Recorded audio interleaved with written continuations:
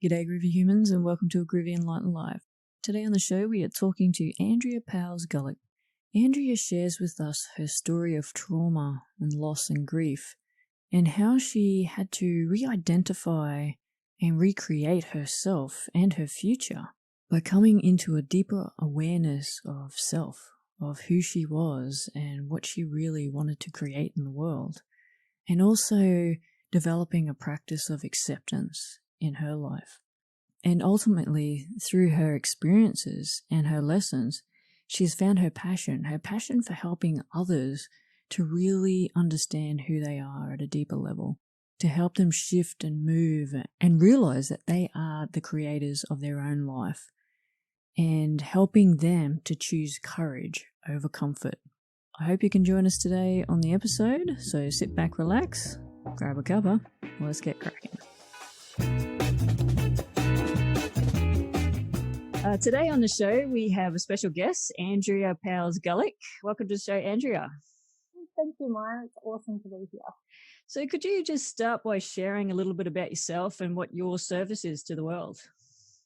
Okay, so I'm an intuitive courage coach, and how I landed here. So that's my title for what is essentially a life coach, but I lean into the intuition and the courage primarily because of my journey in life. And I've landed here because I've experienced a couple of traumatic events in my life. My first child he's just turned 16, but he was diagnosed with neuroblastoma at 2 days old, which is a malignant tumour, and had to undergo chemotherapy and surgery and went into remission. And we managed to get on with life, have another child, and when Geordie, our firstborn, was 3 and my second son was 8 months, my husband was killed in a car accident. So those life experiences in particular, and overcoming the trauma or adapting and accepting the trauma as part of who I am now, and then my life choices after that, means that I am really passionate about helping people move through not so much trauma, because I think that is a specialized arena for professionals such as counsellors and psychologists to deal with, but more so people that come to a point in their life, women in particular, who just do not feel like they are getting what they want out of life. They don't know who they are, and that exploration and courage to make the changes that they need to be the best that they can be, I guess. Yeah, no, that's amazing. And what I'm finding talking to people is they all seem to have their own personal journey through something, and then they're bringing their skills and their lessons and teachings to other people. Is that what you're doing here?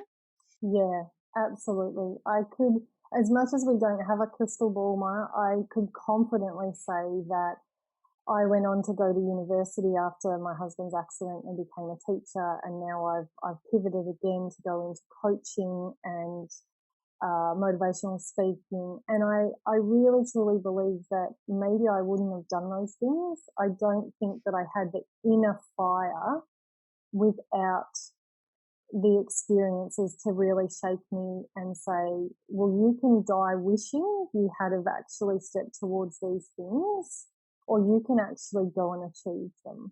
And it's that lesson that's so predominant for me, that I want to really help support as many people as I can to not die wishing that they had have achieved something because fear held them back.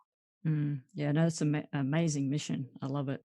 So where was the tipping point, I guess, for you in realizing that this was the path you wanted to pursue?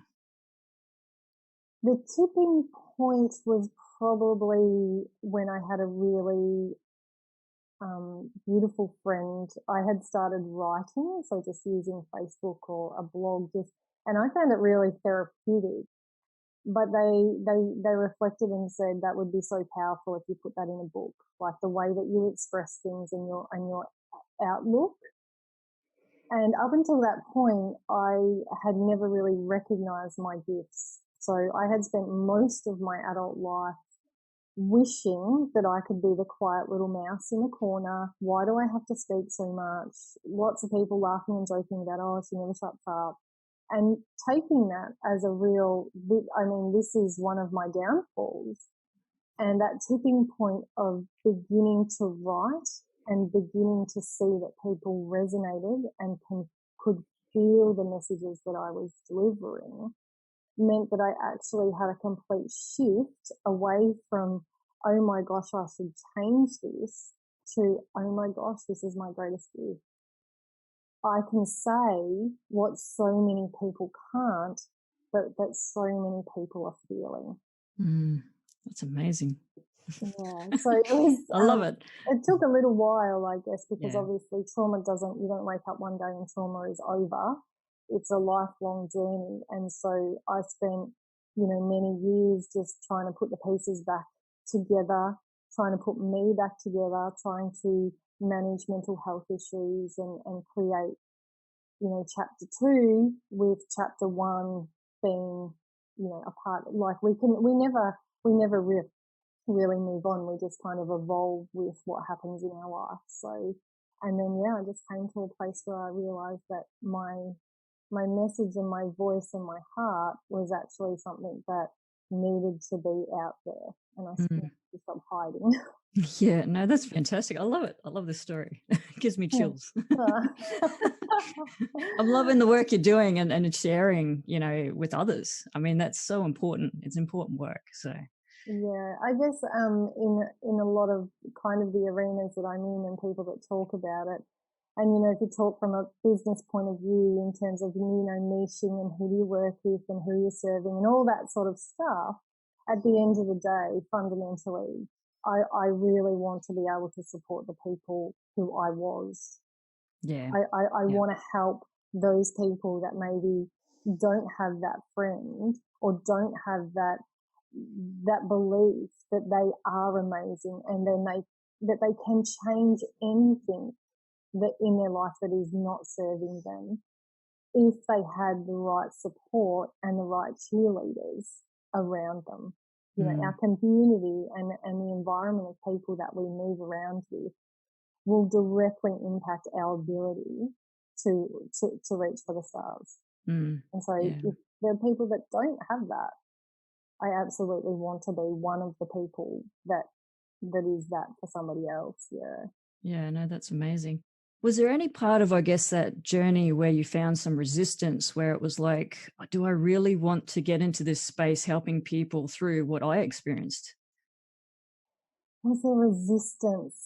I feel like the resistance comes from when we grow and change and step towards things. I think for me, personal experience is that I believe in the universe. You can call it what, I don't mind what people call it, but that external energy that's out there, I do believe that it will call you into being serious or not. And there's definitely been experiences that have happened where I knew what my truth was and I knew what I needed to be doing, but there was resistance. And for me, that's just literally whether or not you allow evidence to support your limiting beliefs, or whether you can recognize that this is just the next stage of the evolution of, going to what is calling you. And how serious are you? Yeah, absolutely. So, yeah, but resistance to me is how much I'm willing to feed into the limiting beliefs and that inner critic that's going to sit you back and say, no, shush now, hush now.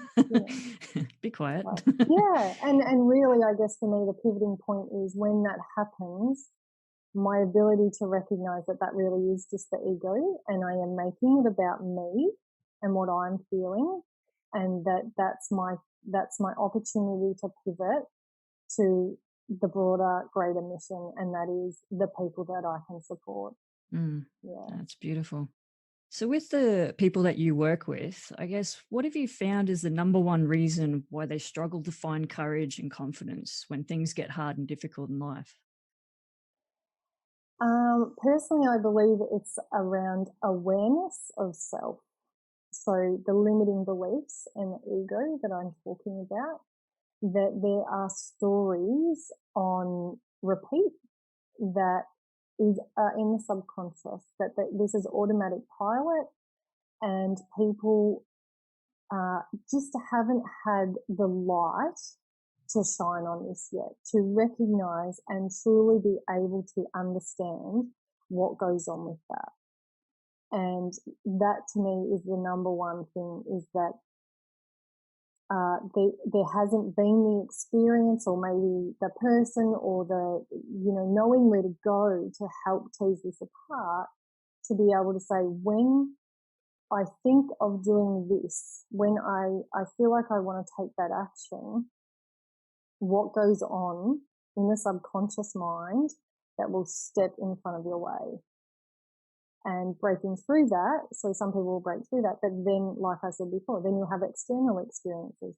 You can get through your own thought patterns and shine a light, but then how do you manage the next stage, which is when the outside rejects who you are or what you want, then you have to go again, and you have to dig deeper again, and you have to be able to. So there's the experience, good, bad, or otherwise, that we have in life, is my belief. Good, bad, or otherwise. They're just experiences. Yep. It's the meaning that you make about yourself from that experience that will let you continue to move forward, or sit you back in the corner, hush now. Yeah. And it's that getting into the nitty gritty of what our mind does on automatic pilot. And it's really interesting, because today I did a post, and it's as simple as, I've identified with having a bird phobia my whole life. I'm afraid of birds, anything with an unpredictable flight pattern. Yep. And over the last couple of months, and this might seem really small and trivial, but I've recognized it's just a loop that I've identified with. Am I really afraid of birds, or is it just the identity that I've created? And a bird flew onto the table to eat what was on the table, and I didn't flinch, and I didn't move, and I didn't scream, and I didn't shudder. Yep. And my thing is, until we bring awareness to the stories that we play over and over, then it's really hard to be courageous. And it's really difficult to step outside your comfort zone. And if you don't manage the little things, like a bird phobia, then it's going to be so much harder to manage the big things, like changing a relationship, changing a career path, moving away, having courageous conversations, if you can't recognize the small little fears. So, yeah, no, absolutely. You mentioned a couple of times about ego. So ego versus soul. Now that's one of my favorite topics as well. I'd love to hear your thoughts around this. Yeah. So my thoughts, whether you call it the ego, whether you call it the inner critic, whether you call it the monkey mind, doesn't matter. Again, same as the universe. It is that part of our brain that absolutely needs to stay safe, and needs familiarity, and needs us to play small, so that we are not out on display to be hurt or harmed in any way. And its job is to keep us safe. That's what it's there for. But if we don't bring awareness to its booby traps along the way, then it actually will go into overdrive to keep us safe from everything, even the things that ultimately bring us joy.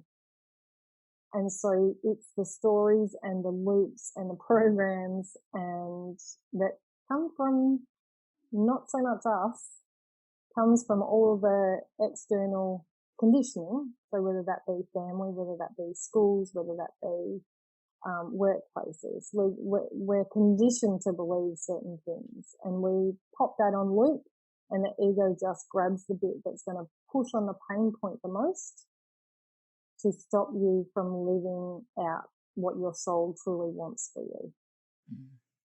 Absolutely. What's your take? My take? Yeah. It's sort of a very similar thing. So yeah, you've got, obviously, I call it like your egoic self, and then your soul or your spirit self. And, I talk a lot more about the dualistic nature and that we've created in society, how we've split these things apart, and about how we need to actually, we need them. We need these things to, like you said, to keep us safe, to identify who we are, but we need to sort of bridge them together to work together And that it's exactly the same thing. It's about the stories. It's about the false beliefs we have and things like that, where we've got to shift and move that, and also strip our identity. Is actually take away the stories and go, well, who am I really inside? Like, who am I is the ultimate, question that we need to answer. And that could be very scary for people, because you've got to strip away these identities and these stories and beliefs about ourselves that we've built up over time. So yeah, I love it, because that's, you're speaking to my heart, because I mean, that's it, isn't it? And without the awareness that, and really the two words for me, and they're both A words, are awareness, but also acceptance. Exactly. Again, with the, that I speak so much and I talk too much, it was literally coming into a place of accepting that this is who I am. Exactly. And it's okay to be a talker and oversharer and all of that. But even the other elements that maybe people find difficult, like I'm not great with time management, or it's an acceptance opposed to feeling like you are failing in some way. That's right. We have gifts and we have, I don't even know the word, but maybe less desirable attributes. But when we make ourselves wrong for it, and when, the ego comes out to play and you've got, stories screaming at you, not making ourselves wrong for that this is just a belief that we have picked up in our journey. And love and compassion is going to actually help us move through that more so than frustration and agitation. Absolutely. So, yeah. And we need to, I love that, because I teach the same thing around acceptance. Once you find out who you truly are, you need to accept it. It's okay to be you and not to compare. I think we find ourselves comparing with everybody else around us in society. Yeah. And going back to the programming is because I think that, in lots of areas in our life, that has been a wonderful tool to ensure that we all stay relatively mainstream and we all sort of move through our life in an orderly manner. Because if we strip all the stories, if as a collective we all stepped out tomorrow and said, here I am, I am not going to be ruffled by anybody accepting me or not accepting, validating, not validating. This is just who I am. And I mean, there's so much power in that. And as a collective, that amount of power is probably not really going to serve certain things that well. So potentially not. Everyone just decides this is who I am, and everything might fall apart. Who knows? I don't know. Exactly. That's right. But I think it's that fear that has been embedded. Searching for your truth and who you truly are is dangerous territory. And scary. It's scary. Absolutely. Yeah, because you stand to lose a lot, right? Well, that's what we think. Yeah, that's right. That's what we think. Yeah. That stand to lose people or things or because it's the layers of identity. Exactly. And the process of re-identifying is nerve-wracking. Yes, absolutely. Yeah, for sure. I realized I talk a lot with my hands. Sorry. And that's fantastic. This is a podcast, so no one's going to be able to see that. So you can see it though. I can. It's all good. It's all good. So there's a popular saying out there that, are you being a human being or a human doing? Can you talk a little bit about that? Yeah, wow, this keeps coming through for me, because regardless of how far we are on our journey, we never really truly arrive. It's just always, and so this is massive for me in terms of my business. So to really truly have the space to know ourselves and have the space to be courageous enough to re-identify with our truth, we absolutely have to create space to be more, to sit with ourselves, to listen to what our intuitive mind and gut and all of those elements are leading us to. And when we do more, because the success criteria says, that busyness is a key indicator of you being successful, or in my programming, I guess, in my experience, that success equates to how much you do. But the reality is that is actually just deviating us from the path of knowing who we truly are, and who we truly are comes from being more courageous, being more compassionate, being more loving, being more in tune, not physically doing. That's it. For me, in my experience and what I see, is that doing more, that just puts off you really being able to know who you truly are and what you truly want, because re-identifying is scary. So it's a great mechanism for the ego. Yeah, I was just going to say, do you find that the doing part, it takes us into our heads potentially and out of our bodies a little bit more, so that we're not tuning into those things that we need to be listening for? 100%. I feel like when we talk about the ego and the soul, the ego has us doing more, so we don't take the time out of our mind, because there's only really two spaces that we can live our life. One is from love, one is from fear.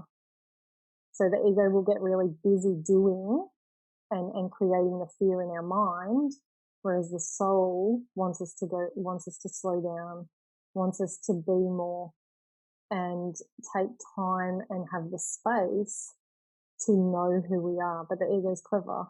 The ego's really clever, and the ego doesn't want that, because, God forbid you actually start to work out that the way that you've been living your life, or your belief systems or your thinking, is actually not serving you, and you choose to change elements in your life.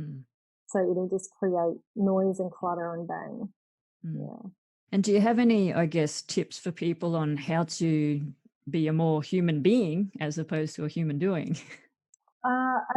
My greatest tools that I've used, and part of what I've done on social media, because like I said, we've relocated, so we're in a new environment, so I'm leaning into social media a lot to be able to share my message, is that 5 of my favorite tools, or 5 of my most powerful things that I've done on my journey over the time are, so EFT tapping.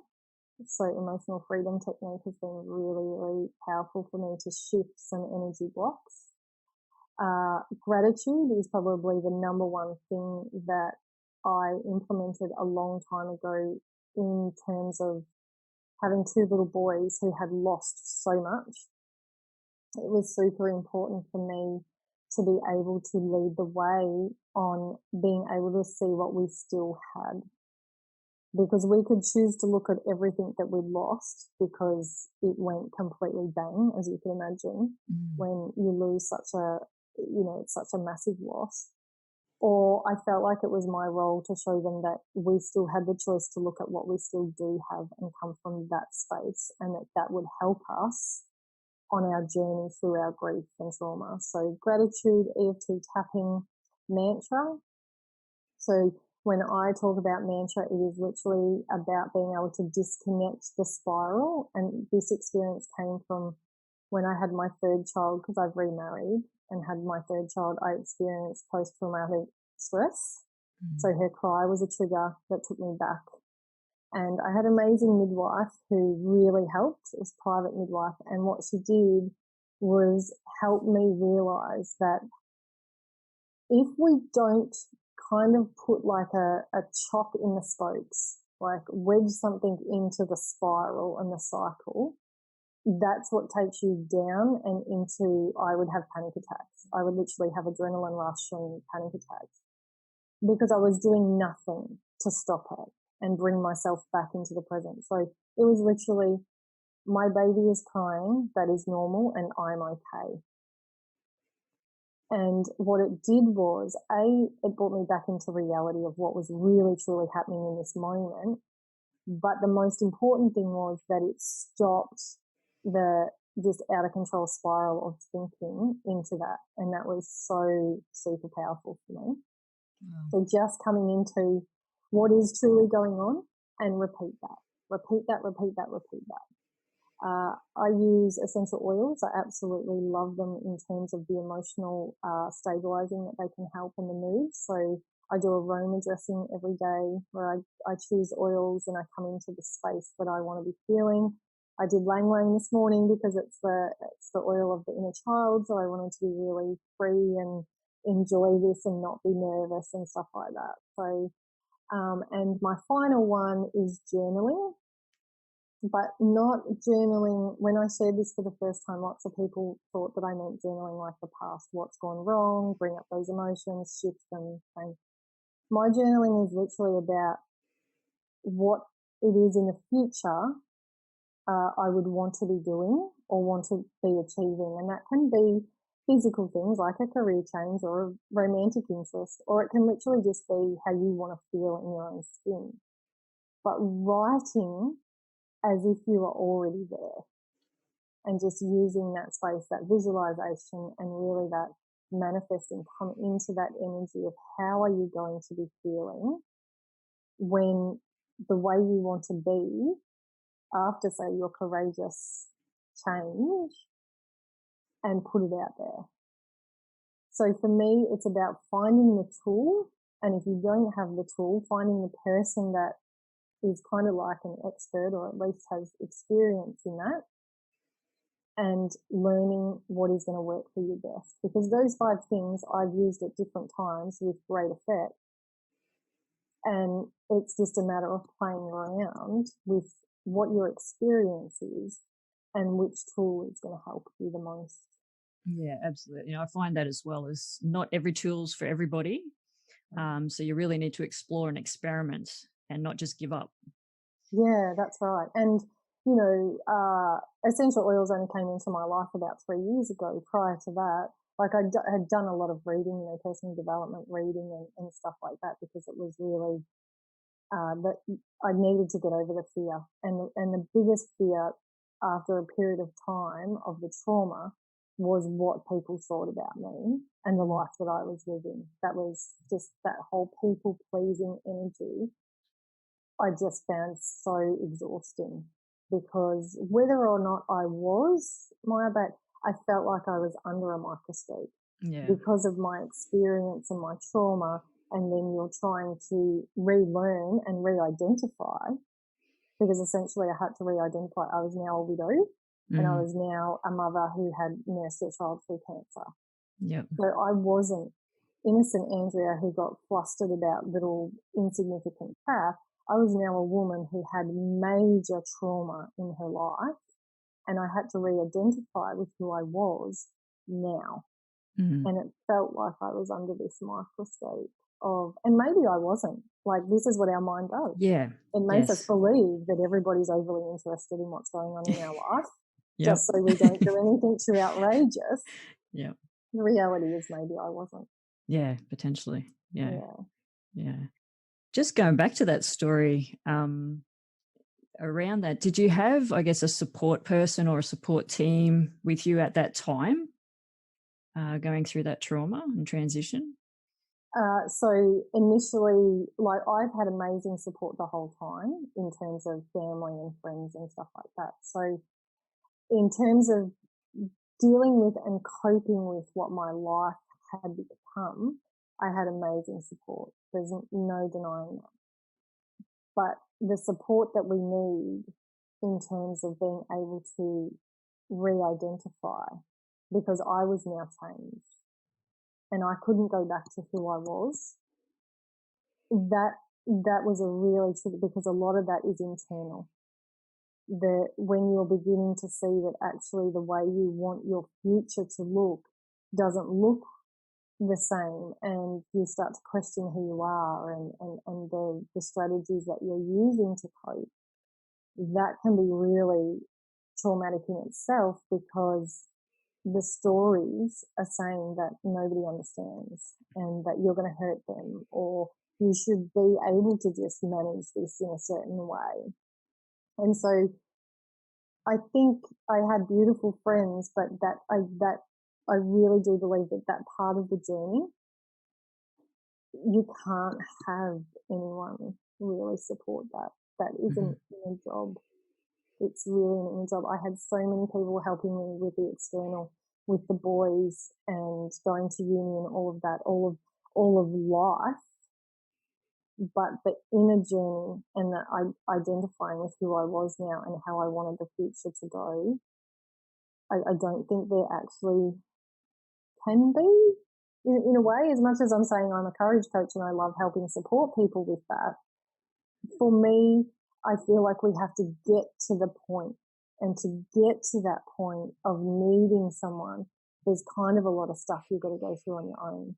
Yeah, absolutely. Yeah. Absolutely agree. That's great. I guess at a Groovy Enlightened Life, we talk about finding our soul's purpose and aligning to it and reaching our highest potential in this lifetime. What can you share, I guess, about your journey or the stories from your clients around living in alignment to your true self?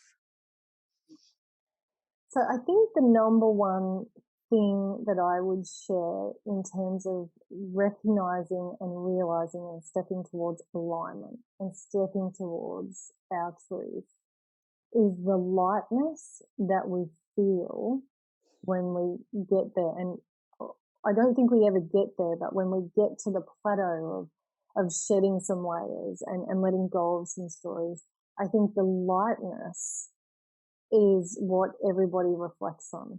My clients continue to say, I finally know who I am. That realization that we are the creators of our reality. And when that aha light bulb moment goes off, that you realize that, oh my goodness, I actually possess so much power. And I possess so much love and compassion for myself and others. And I can really, truly achieve amazing things. There's just nothing that compares to that. I've got goosebumps just thinking about seeing the transformation in some of the people I've worked with and hearing them say, my goodness, I can't believe how I feel. Because it is about that coming out of your mind of thinking and coming into your heart of how do you feel though? And people learning that, actually beginning to learn that they can tap into how they feel. Yeah. So I've never got a short answer, I'm sorry. No, this is perfect. Yeah. It's perfect. It's so perfect. I think alignment is definitely a way you feel, and that feeling is usually based in lightness. Like lifting the anchors. Yeah, exactly. And I guess, do you find that people struggle less or are suffering less because they get that feeling, they feel that alignment, and things are easier, or they feel that lightness? Yeah, absolutely. And I think the number one thing in terms of them, that lightness, is that they have so many more tools on board to manage and pivot when situations come into their life that would have created stress and overwhelm and days and weeks and months of agitation and irritation. That lightness, and they begin to remember, what does pure joy and happiness and lightness feel like? And I can choose that.